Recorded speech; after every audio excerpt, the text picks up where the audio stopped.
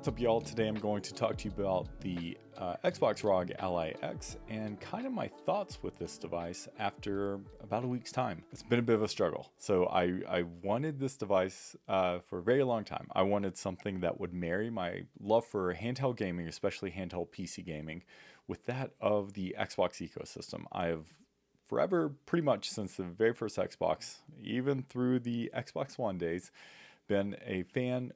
Fan's not the right word, but I preferred the Xbox platform, the user interfaces of the Xboxes. That love really started with the Xbox 360 and just kind of carried on.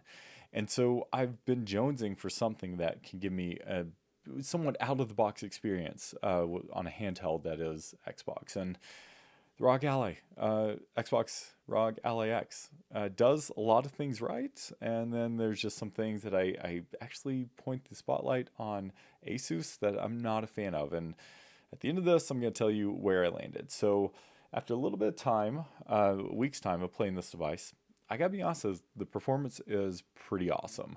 I've played a myriad of games. I've played Doom: The Dark Ages, No Man's Sky, Forza Horizon 5. I played the Arc Raiders server slam just last week. That ran awesome. In fact, I played the entire weekend from this device, which is really, really cool. So I also played Alan Wake 2, and Alan Wake 2 has been an interesting one, so we'll get to that in a few minutes. But you can see the games I've been playing. Oh, I played the new Ninja Gaiden 4 that just came out. That also worked well. Where am I at with this? I think I am going to return it. Let's talk about the highs and then we'll talk about the lows. The highs, the Xbox full screen experience, in my opinion, has actually been really good. I love how it has a dedicated Xbox button. You have the widget bar. You can go home. You can go to all the stores in your library. I really like this, and I think that I've been a little higher on this than a lot of people out there. For me, yeah, there's a few bugs here and there, but nothing that's been really game breaking is not the right word, but experience breaking. And overall, it has been a really good experience, and I'm excited for Windows-based handhelds that are going to be running this experience. So I gotta say, that's the thing I like the most. Not a big fan of the library button. Think it's a bit redundant. I don't find it being very useful, but maybe we can map it. I actually haven't tried to remap that. Thumbsticks feel awesome. They feel really good. I had the original Xbox Ally, haven't had it in a long time, but from reports I've been reading that it's much improved. The grip and ergonomics is unmatched. Like, this thing feels amazing in the hands. It's the best I've held.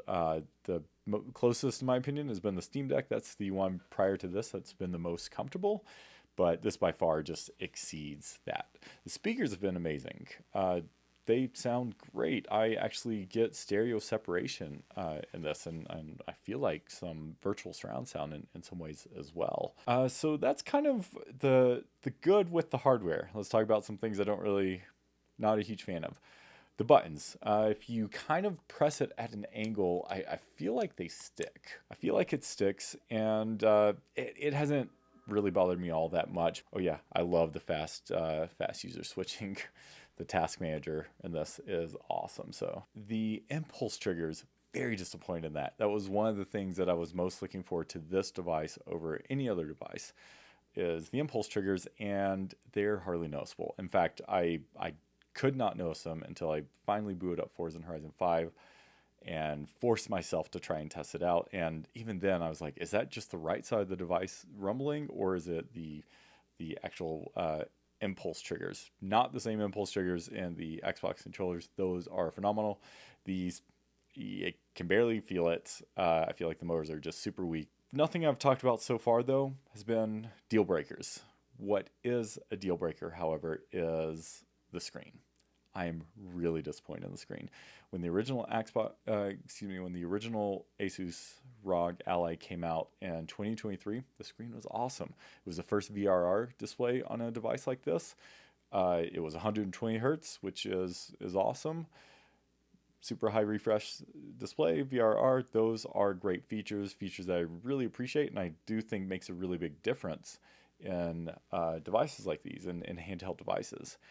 but the screen size is just awful. And I think, you know, it wouldn't be nearly as bad if the borders themselves weren't so large. It's kind of hard to see with this background, but there's so much space between the edge of the device and the screen boards. It makes it really noticeable. If it was a smaller profile overall and the screen was the same size, even then I think it would be a little bit easier to kind of cope with. So the screen size really bothers me, but that's not all. I think the screen or the display in this it's unmatched, and you know, you can't compare OLED to IPS displays, but the Steam Deck, comparing this to the quality and vibrancy of the Steam Deck OLED, just, you can't even compare. And so what this has really, those two aspects of it, like, and it's not even that. When I'm playing Alan Wake 2, the screen seems washed out, and I've adjusted the brightness settings, I've done all of that, and I can't seem to get it looking better on Alan Wake 2. But then there's other games like No Man's Sky, which is a super vibrant game. It has a lot of deep blacks and some aspects of space. That looks fine. So it's not every game, but when it happens, it's noticeable to the point where I'm like, I wish I was holding my Steam Deck. And that's kind of where I'm at with this thing. The majority of the time I'm playing this, I wish I was holding my Steam Deck. And for a device that costs this much, if it was less expensive, that return on investment or that cost to benefit analysis would be different. But at $1,000 with a screen that is frankly pretty old and outdated at this point, it's just not doing it for me. So I think what I'm going to do is I'm going to return this, play the majority of my games on Steam Deck, and yes, I do stream a lot of those games on my Steam Deck from my PC, so I do have that luxury. If I didn't have a separate PC, then I think the evaluation would be a little bit different. But for me, I play most of my Steam Deck games at home, streaming from my PC at super high quality, but it has that amazing, a little bit larger display and that OLED. So in HDR, I think actually it's less the OLED that bothers me and the lack of HDR that's the real kicker. So this only goes up to 500 nits, and that's just not enough for HDR. It doesn't support HDR.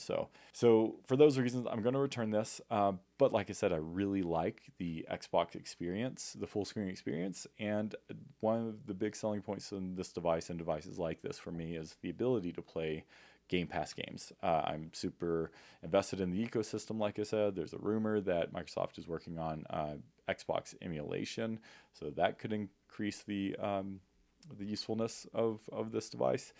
But I do want that flexibility of being able to play Game Pass games natively on a device like this. The performance differences aren't that different between this and an ROG Ally X, so I think I'm going to return this, print myself some 3D grips that are a little bit Xbox-like, and get myself a used ROG Ally X for about half the price. So anyway, that's my thoughts. It's a great device. I totally get that a lot of this, or most of this, is subjective. My use case plays a big role on it. So I know it's something that might affect me, and I might have opinions on that y'all might not. Totally understand. It's not a bad device. In fact, a lot of the criticisms I've been reading and hearing, other people don't, or excuse me, I don't seem to. Agree is not the right word, but they're not nits that I'm picking. My nits are very specific to the screen itself and the size of that screen. So that's my thoughts. Hope it helps some of you out there. And until next time, talk to you all later.